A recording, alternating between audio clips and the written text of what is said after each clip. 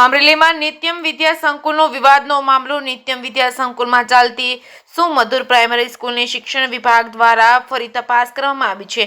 અમરેલી જિલ્લા શિક્ષણ વિભાગ દ્વારા ગાંધીનગર નિયામક કચેરીમાં સુમધુર પ્રાથમિક શાળાની માન્યતા રદ માટે પત્ર લખવામાં આવ્યો હતો. ત્યારબાદ અધિકારીઓ દ્વારા ફરી તપાસ કરવામાં આવી હતી. ગાંધીનગર નિયામક કચેરીમાંથી આરટી નિયમો અનુસાર અમરેલી જિલ્લા શિક્ષણ વિભાગ દ્વારા ટીમ રચીને ટીમની તપાસ કરાવીને અહેવાલના આધારે માન્યતા રદ કરવાની સૂચના આપવામાં આવી હતી. જે અનુસંધાને અમરેલી જિલ્લા શિક્ષણ વિભાગ દ્વારા 5 સભ્યોની ટીમ બનાવી નિત્યમ વિદ્યા સંકુલમાં ચાલતી સુમધુર પ્રાથમિક શાળાની શિક્ષણ વિભાગ દ્વારા ફરી તપાસ કરવામાં આવી હતી. હાલ શિક્ષણ વિભાગ દ્વારા જે ટીમ તપાસ અર્થે સુમધુર પ્રાઇમરી સ્કૂલમાં મોકલેલ હોય તે ટીમ દ્વારા સુમધુર પ્રાઇમરી સ્કૂલની તપાસ પૂર્ણ કરી દેવામાં આવી હતી.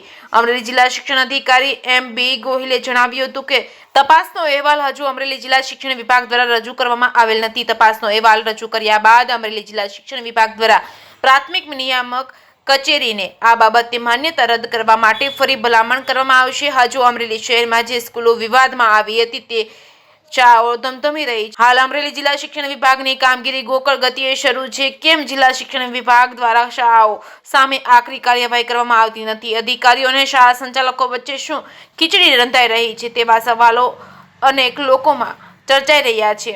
જે કેસની ગુજરાતી સાથે જૈનિક સુજિત્રા, અમરેલી.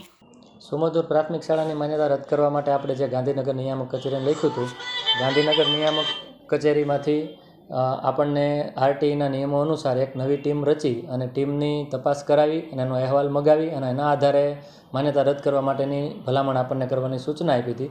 એ પ્રમાણે અમે નિયમ અનુસારની 5 સભ્યોની ટીમ બનાવી અને ફેર તપાસ માટે મોકલેલી હતી અને ટીમની આખી તપાસ છે પૂર્ણ થઈ ગઈ છે. તપાસનો અહેવાલ છે હજી રજૂ કરેલ નથી. તપાસનો અહેવાલ રજૂ થયા બાદ પ્રાથમિક નિયામક કચેરીને આ બાબતની માન્યતા રદ કરવા માટે ફરી ભલામણ કરવામાં આવશે.